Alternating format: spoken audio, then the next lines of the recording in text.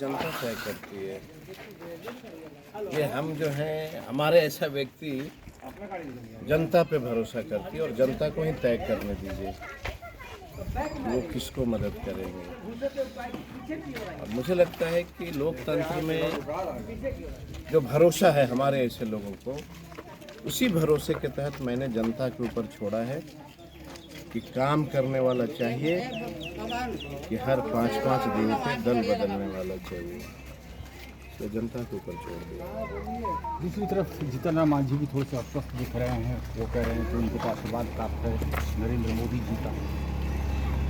बहुत मैं बधाई देता हूँ उनको कि अपनी पहचान ही नहीं बना पाए इतने दिनों में, तो नरेंद्र मोदी पे भरोसा रख रहे हैं। लेकिन हमारे ऐसे लोग उस नारा से चलते हैं, हिंदू मुस्लिम सिख ईसाई हम सब हैं भाई भाई, और जनता गया की जो जनता है उस पर भरोसा है। इस बात से तो मैं भी इत्तेफाक रखता हूँ कि जिस तरीके से लीग अच्छी की इंडिया गठबंधन की बहुत सारे लोग इसमें उस वक्त जुड़े थे, शायद वो एक कड़ी चुनौती दे सकता था खासकर भाजपा को, लेकिन बिखराव। देखिए, यहीं पे आप लोग कंफ्यूज हैं। देश की जो चैनल है ना, ये बड़ा कंफ्यूज है। आप जमीनी हकीकत पे नहीं जाते हैं। आप गठबंधन की बात क्यों करते हैं? क्या नरेंद्र मोदी के प्रधानमंत्री बनने से गांव का विकास हुआ? क्या नौजवानों की नौकरी मिली? क्या महिलाएं को रोजगार मिला? इस पे चर्चा क्यों नहीं करते हैं? गरीबी दूर हुई कि नहीं हुई? हम उस पर भी आएंगे। नहीं, हम इस पे मैं नहीं, कोई सवाल नहीं है। ये आपका सवाल हो सकता है, यह आम जनता का सवाल कतई नहीं है। आप गांव में मेरे साथ चलिए और आप अपने कैमरे में कैद करिए कि नीतीश जी और नरेंद्र मोदी के राज में कौन कौन सी गली की विकास हुई है, किस गरीब का घर बना है। सच्चाई को दिखाना पड़ेगा, मुझे जैसा लगता है। और नहीं, अगर नहीं सच्चाई दिखाइएगा, सुनिए, अगर नहीं सच्चाई दिखाइएगा, देश की जनता आप लोगों को भी माफ़ नहीं करेगी। मैं चाहता हूँ कि आप मेरे साथ किसी मुसहर के गांव में चलिए, पासवान के गांव में चलिए, अकलियत के गांव में चलिए और सच्चाई, गांव की जो स्थिति है, माननीय प्रधानमंत्री को मैसेज पहुंचा दीजिए। बिल्कुल, हम कोशिश करेंगे। वो नीतीश जी बार बार पलटी मारते हैं, आपको लगता है कि वो भी एक मुद्दा होगा या फिर बिल्कुल लोग उसको भूल जाएंगे? मुद्दा कहाँ कुछ होता है। नौजवानों को नौकरी देना अपराध है, तो मुद्दा नौजवान की नौकरी होगी कि नीतीश जी होंगे, ये हमको बताइए। भाईचारा मुद्दा होगा कि नीतीश जी मुद्दा होंगे? नफरत की राजनीति मुद्दा होगा कि आप प्यार का जो है राजनीति मुद्दा होगा? ये बताइए। ये देश को कहाँ से कहाँ लोग लेके जा रहे हैं। ये देश सोने की चिड़िया थी और सहयोग किसका था? कितना भरोसा होता था चैनलों पे देश की आम जनता को कि मेरी बात चैनल के माध्यम से सरकार को अवगत कराई जाएगी। लेकिन डिबेट क्या होता है? कोविड के टाइम देखे थे, एक मुसलमान बस पे बैठा, थूक फेंका, ब्रेकिंग न्यूज, मुसलमानों ने थूक फेंका, कोविड फैला। क्या हो गया देश को? वो तो अलग बात है, जो सच्चाई है, नहीं, ये नेताओं ने नहीं चलाया था, ये नेताओं ने नहीं चलाया था, ये नेताओं ने नहीं चलाया था, ये चैनलों ने चलाया था। मैं चाहता हूँ, मैं गुजारिश करता हूँ कि मेरे साथ गरीबों को और देश के प्रधानमंत्री को आईना दिखाएं कि आप जो बात कर रहे हो, क्या देश में, बिहार में, गए जिले में गरीबों को कोई आपने कुछ किया कि नहीं किया? अब आजकल नहीं, प्रधानमंत्री मन से बोलते हैं 5 किलो राशन दे रहे हैं, बोलते हैं ना। आपको पता नहीं, याद है कि नहीं, करोड़ जनता, आपको याद है कि नहीं, कांग्रेस के टाइम में अनाज तो मिलता था, चीनी और किरासन तेल भी मिलता था, और वो चीनी का उपयोग गरीब अपने बेटी की शादी में भी कर लिया करते थे। तो चीनी भी कट गया, किरासन तेल का हुआ कि भाई अब जरूरत नहीं है। लेकिन ये 5 किलो अनाज जो गरीब को दे रहे हैं, क्या उसके 5 परिवार को आप नौकरी नहीं दे सकते? क्या उसके 5 परिवार को आप रोजगार नहीं दे सकते? क्या उस 5 परिवार के लिए इंडस्ट्री नहीं लगा सकते? बात इस पे होनी चाहिए ना। बिल्कुल, आपकी बात से इत्तेफाक रख रहा हूँ यहाँ पर। लेकिन एक सवाल ये भी है ना, कभी नौकरी की बात आप लगातार कह रहे हैं, हम देख रहे हैं कि बिहार में क्रेडिट लेने की होड़ चल गई है। देशी आदर 17 साल बनाम 17 महीने का एक नारा है। उनका कहना है कि जो बम्पर बहालियाँ बताइए हमको जिस लड़की से मेरी शादी होगी पत्नी वही न रहेगी मेरी, सो बता दीजिए। हम किसी दूसरे को कहेंगे कि मेरी पत्नी है, नहीं कह सकते हैं। तो किया हम तो दूसरा कोई बोलेगा कि हम किए। इस बात को समझिए। 17 साल से था मुख्यमंत्री की कुर्सी, नौकरी की बात हुई थी। आप तो देखे थे मुख्यमंत्री जी को क्या कहे थे, ए तेजस्वी अपना बाप के यहाँ से पैसा लाएगा क्या, बोले थे ना, बोले थे। तो हम जब मैं सामने था, मुख्यमंत्री जी जब आए थे प्रार्थना करने कि मैं घुटन महसूस कर रहा हूँ भाजपा में, मेरे को साथ आ जाओ। इन्होंने कहा कि आपके साथ मुझे मंजूर है, लेकिन मेरी शर्त होगी तब। पूछा उन्होंने क्या शर्त है, बोला हम नौजवानों को नौकरी देना चाहते हैं, गरीबों को मकान देना चाहते हैं और भाईचारा स्थापित करना चाहते हैं। मुख्यमंत्री ने क्या कहा कि मुझे तो जहर लगता है खा लूँ मैं, संविधान खतरे में है। ये नीतीश जी पूरी संविधान खत्म कर देना चाहते हैं। फिर भाग गए जो हमारे खिलाफ लड़ रहे हैं। आप तो बड़ा करीब से और मैं मैं बहुत करीब से और भी चीज़ देखा हूँ।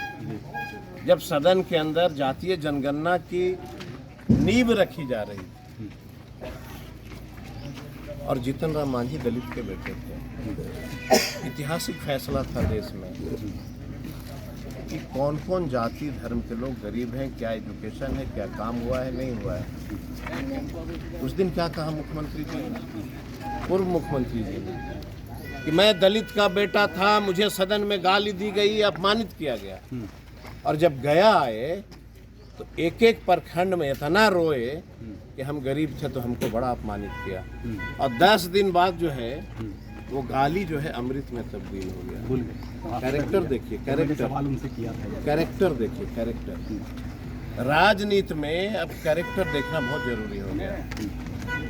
मैं आपके माध्यम से और आपके तरह कई पत्रकारों से मैंने हाथ जोड़ के विनती किया कि जीतन राम मांझी और मुझे डिबेट करा दें गया गांधी मैदान के गांधी मंडप में, और वो बताएं कि आप लोगों ने अपने राजनीतिक जीवन में गया के लिए क्या किया और मैं बताऊंगा कि मैंने क्या किया। तब जनता को तय करने दीजिए कि वोट किस करूँगा।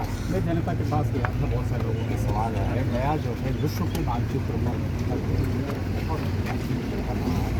विकास से 200 दूर है, पलायन को 10 के 10 है। टूरिस्ट आते हैं यहाँ पर विजिट करते हैं। बहुत बधाई हो आपके ये प्रश्न के लिए।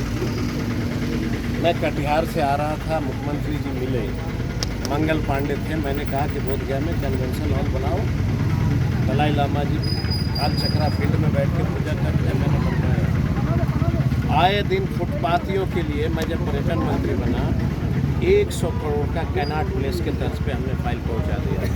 आज भी उनके टेबल पे पड़ी हुई है। आज किसानों के लिए देश का सबसे पहला सेंटर ऑफ एक्सीलेंस मिलेट का 350 करोड़ का हमने गया रखा। जलवायु परिवर्तन हो रहा है, जून के बदले दिसंबर में बारिश हो रही है। देश में पहली बार सॉइल कंजर्वेशन का मैंने सेंटर ऑफ एक्सीलेंस 150 करोड़ का मैंने बाराचट्टी में दिया। और आपको पता नहीं याद है कि नहीं, यहाँ बात अडानी अंबानी के लोग करते हैं और मैं ऑफिस में बैठ के विचार कर रहा था कि अडानी अंबानी और बिहार का और देश का किसान दोनों में बहुत फर्क है। अगर देश का प्रधानमंत्री उनकी बात करता है तो मुझे किसानों की बात करनी पड़ेगी। और मैंने निर्णय लिया कि इंसान बीमार होता है तो डॉक्टर के पास जाता है और जानवर बीमार होता है तो वेटनरी डॉक्टर को खोजता है। लेकिन ये गरीब किसान का जमीन जब बीमार होता है तो इनके पास कोई व्यवस्था नहीं। और देश में पहली बार मैंने कृषि क्लिनिक सभी प्रखंडों को दिया कि कृषि क्लिनिक देश में पहला बार ये हमने लॉन्च किया कि कृषि क्लिनिक खोला। और मैं गया एग्रीकल्चर के कई कॉलेज में और मैंने खुले मंच पे कहा कि डिबेट करो तुम लोग। बोला हमको नौकरी नहीं मिलती है। मैंने कहा कि नौकरी और रोजगार तुमको दोनों देने जा रहे हैं। उसी दिन मैंने घोषणा किया कि जो नौकरी करना चाहता है वैकेंसी दे रहा हूँ और जो नहीं करना चाहता है हमसे पैसे ले लो, हम विभाग की तरफ से देंगे और कृषि क्लिनिक खोलो। जितने सारे दवाई के लाइसेंस हैं वो सब मैं तुमको दूंगा, यांत्रिकरण की सुविधा दूंगा। प्रखंड मुख्यालय पे बैठो और किसान का जब कोई खेत बीमार हो, अब आप देखते हैं ना, बोला काफ़ी अच्छी पहल है, सराहना है। इसीलिए मैंने कहा कि डिबेट कराओ एक बार। बिल्कुल। उन्होंने किसानों के लिए कुछ किया कि नहीं? जीतन राम मांझी ने दलितों के लिए कुछ किया कि नहीं? उन्होंने अकलियत के लिए कुछ किया कि नहीं? हाँ, किया जरूर, एक बहुत अच्छा काम उन्होंने, मैं उनको बहुत बधाई दिया कि गया के लिए उन्होंने बस इतना किया कि जहाँ उनका जन्म हुआ था महाकार में, वहाँ पे एक थाना बना दिया, इसलिए मैंने उनको बधाई दी। अरे एक चीज़ मैं देख रहा था गया में, पानी की ज़बरदस्त समस्या से जूझता है गया शहर, और अब पंप एंड शो के साथ तकरीबन 200 करोड़ की लागत से ये रबड़ डैम है, बदहाल स्थिति में है, बदबू आ रही थी वहाँ कल मैं गया था। ये मुझे लगता है कि एक बार अपने दिल्ली में जो कोई चैनल वाले लोग होंगे आपके, संजय जाके घर पे भेज दीजिए और कहिए कि ये जो भगवान विष्णु है ना, वो तुमको ढूंढ रहे हैं, क्योंकि मंदिर के दरबार में बदबू आ रही है और आप ब्राह्मण हैं, तो खोज रहे हैं भगवान विष्णु आपको, बनाया आपने था। मैंने कहा उनको, इसलिए मैंने कहा, और उसी रबर डैम को लेकर के हम लोगों ने मुख्यमंत्री को कहा कि साहब कौन इंजीनियर डिजाइन किया है आपका? अब पानी नहीं आ पा रहा तो 5-5 बोरिंग करा दी, अंडरग्राउंड वाटर टेबल और नीचे चला जाएगा। अब चूंकि उनको प्रधान सचिव लोग जो है कुछ सजेशन दिए होंगे, लेकिन बड़ी विडम्बना है कि बिहार का मुख्यमंत्री भी इंजीनियर और मैं भी इंजीनियर। आपको पता नहीं होगा, मैं एक डिजाइन किया था नल जल योजना का, और श्रीवास्तव जी थे पीएचडी के सचिव। मैंने कहा कि आप जो डिजाइन किए हो नल जल का, ये बिहार में चल ही नहीं सकता, ये पैसा की बर्बादी है। मैं जो डिजाइन कर रहा हूँ, वाटर लेवल भी गाँव में रहेगा और ये चलेगा भी। और बाद में क्या कहा उन्होंने कि बड़ी भूल हो गई, अगर आपका डिजाइन माने होते तो बिहार में इतनी बदनामी नहीं होती। बतवा सुनेंगे तब न किसी का। माननीय की एक और महत्वाकांक्षी योजना है, छोटी वो कह रहे हैं कि गंगा वाला मिसाल सोन से मुझे एक व्यक्ति ने, एक पत्रकार ने कहा कि हम जीतेंगे, तो उन्होंने कहा कि आसमान से भी पानी लाएंगे। अब वो कैसे आसमान से पानी लाएंगे, वो कौन से कॉलेज में पढ़े हैं, उनके पास कौन साइंटिस्ट उनको बताया है, ये तो वही बता सकते हैं। लेकिन मैं चाहता हूँ एक मोटिवेट करूँ। चलिए एक अंतिम सवाल आपसे लेना चाहते हैं, नारा दिया जा रहा है आपकी बार 400 पार होता हुआ दिख रहा है, बड़ी चुनौती है। ये जो नारा देते हैं लोग, मैं उनसे ये आग्रह करूंगा कि ये अधिकार सिर्फ जनता की है, ये नेता का अधिकार नहीं हो सकता है। मेरा अधिकार है इन लोगों के बीच में कि हम जिंदाबाद, हम जीत के, मैं कह सकता हूँ क्या? अधिकार जनता की है, फैसला उनको करने दीजिए। आपका अधिकार नहीं है बोलने का। देश के प्रधानमंत्री जरा बताएं गया में आकर के बिहार के लिए क्या किया। कभी आपने देखा है वो गरीबों की बात करते हुए? कभी आप उनको सुना है कि भाई युवाओं की बात कर लें? कभी ये सब नहीं करते।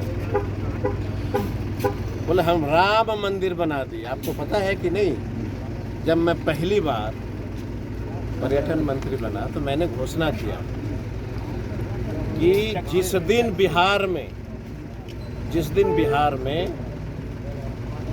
गरीबों का मकान पूरा हो जाएगा, गाँव का मंदिर ठीक हो जाएगा। मंदिर समझ रहे ना, गाँव का विद्या की मंदिर।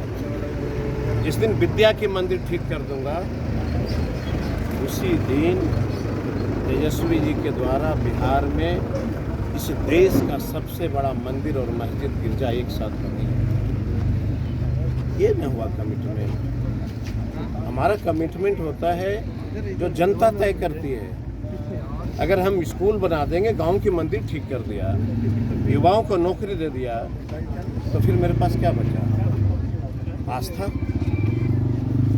तो मस्जिद, मंदिर, गिरजा सब एक साथ बनाते हैं।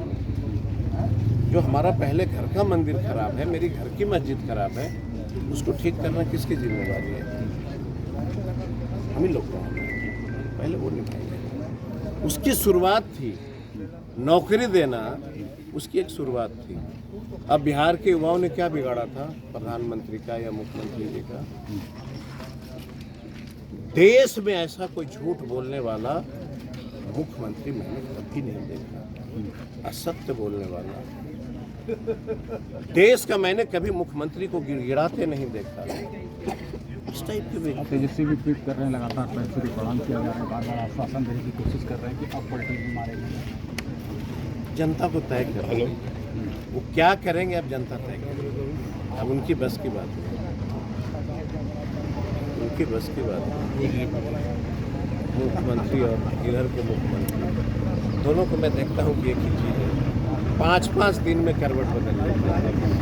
जनता तय करेगी, जनता का मालिक है, जनता तय करेगी। आपकी शुभकामनाएं और बहुत बहुत धन्यवाद आपका।